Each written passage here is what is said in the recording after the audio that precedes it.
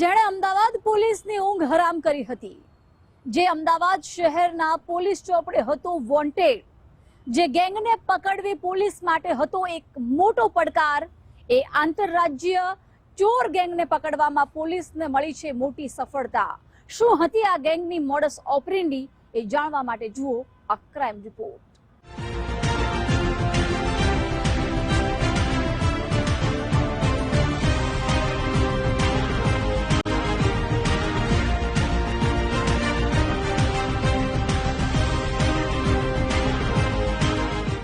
પક્કડ, પાનું, hydraulic cutter, dismiss અને ગિલ્લોડ આ બધું સામાન લઈને તસ્કર ટોળકી ચોરી કરવા નીકળતી હતી। માત્ર અમદાવાદ જ નહીં પણ રાજ્યોના અલગ અલગ શહેરોમાં એક બાદ એક ચોરીને અંજામ આપતી હતી। એ ગેંગ એટલે કુખ્યાત બાપુડા ગેંગ। તરખાટ મચાવનાર તસ્કર ગેંગનો પર્દાફાશ। આંતરરાજ્ય બાપુડા ગેંગના 4 સાગરીત સકંજામાં। ઘરફોડ ચોરીના અનેક ગુનાના ઉકેલાયા ભેદ। અમદાવાદના સોલા પોલીસના સકંજામાં ઉભી રહેલી આ ચંડાળ ચોકડીને જુઓ। પોલીસ ગિરફ્તમાં આવ્યા બાદ મીંદડીની જેમ ઉભા રહેલા એ એક પણ શખ્સને સાદા કે ભોળા સમજવાની ભૂલ ના કરતા, કારણ કે આ ચારેય શખ્સ મધ્યપ્રદેશની કુખ્યાત બાપુડા ગેંગના સાગરીતો છે, જેમને બાતમીના આધારે ચાંદલોડિયા રેલવે સ્ટેશન નજીકથી ઝડપી લેવામાં આવ્યા છે। પકડાયેલા આરોપીઓમાં પવન ઉર્ફે ભુવન ઉર્ફે જાડિયો, સચિન ઉર્ફે દેવરાજ, પરશુતમ ઉર્ફે વીર પ્રતાપ અને સાગર કાલિયાનો સમાવેશ થાય છે। આરોપીઓ પાસેથી પોલીસે 12 લાખની કિંમતની ઘડિયાળ, 1.5 લાખ રૂપિયા રોકડા અને ચોરી માટે ઉપયોગમાં લેવાતા સાધનો કબજે કર્યા છે। આખી જે ગેમ છે બાપુડા નામથી ઓળખાય છે। અલગ અલગ રાજ્યોમાં અલગ અલગ જગ્યાએ કોઈનું ફિક્સ એરિયા નથી। એ ગુજરાતમાં બી કરે, મધ્યપ્રદેશમાં બી કરે, અન્ય રાજ્યોમાં જઈને ચોરી કરવાવાળી ગેંગો છે। અને માત્ર એમનો વ્યવસાય એવો જ છે કે ચોરી ઉપર જ આખું ગામ નપતું હોય છે।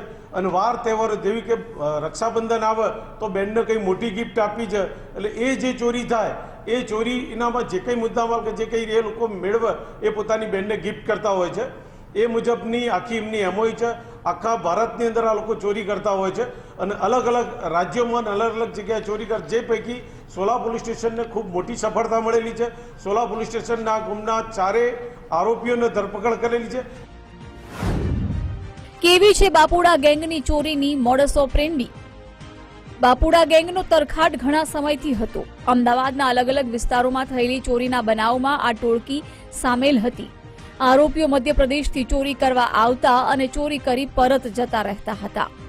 પોલીસ પૂછપરછમાં ચંડાળ ચોકડીએ અમદાવાદમાં અગાઉ 3 ચોરી કર્યાની કબૂલાત કરી છે। અગાઉ ચાંદલોડિયાની ગોપીનગર સોસાયટી, નરોડામાં આવેલા સુથાર્શ વિલા બંગલોઝ અને ગોતા ગામ પાસે આવેલા પટેલ વાસમાંથી ચોરી કર્યાનું કબૂલ્યું છે।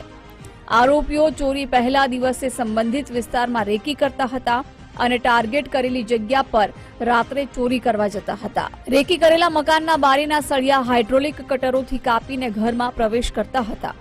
આરોપીઓ પૈકી કેટલાક ઘરમાં ઘૂસતા જ્યારે અન્ય લોકો બહાર વોચ રાખતા હતા। ચોરી બાદ દાગીના અને રોકડ રકમ તેમના મુખ્ય સૂત્રધાર બાપુ પાસે પહોંચાડતા હતા।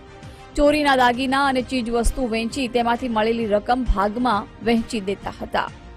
રેકી કરતા એમને લાગે કે આ ઘરમાં મુદ્દામાલના જેવું હશે, એની રહેણી કહેણી સારી કક્ષાની એવી જગ્યાએ રેકી કરી અને જ્યારે બી એમને ચાન્સ મળતો ત્યારે એ ચોરી કરી લેતા। પોતાના ગામથી ભેગા તે નીકળે, એક વખત ગુજરાત તરફ નીકળે, એક વખત અલગ અલગ રાજ્યો તરફ જતા। તે પૈકી કોઈ પણ સ્ટેટમાં આવ્યા પછી એ લોકો બહુ જ સ્પીડીલી અને બહુ ઝડપી કામ કરી લેતા। એમને થોડા જ સમયમાં ચોરી કરી લેતા। બાપુડા ગેંગનો મુખ્ય આરોપી પવન ઉર્ફે ભુવન બાપુડાનો ગુનાહિત ઇતિહાસ ધરાવે છે। આરોપી પવન ઉર્ફે જાડિયો સામે ગુજરાત અને મધ્યપ્રદેશના વિવિધ પોલીસ સ્ટેશનોમાં કુલ 12 થી વધુ ગુના નોંધાયેલા છે। તેમાં ચોરી, લૂંટફાટ, હત્યાના પ્રયાસ સહિત અલગ અલગ કલમો હેઠળના ગુનાઓનો સમાવેશ થાય છે। આ ગેંગમાં સામેલ 2 ફરાર આરોપીને પકડવા પોલીસે કવાયત હાથ ધરી છે। ગુજરાત સહિત અન્ય રાજ્યોમાં તરખાટ મચાવનાર આરોપીઓની પૂછપરછમાં વધુ ગુનાના ભેદ ઉકેલાય તો નવાઈ નહીં। માનસી પટેલ, ગુજરાત ફર્સ્ટ, અમદાવાદ।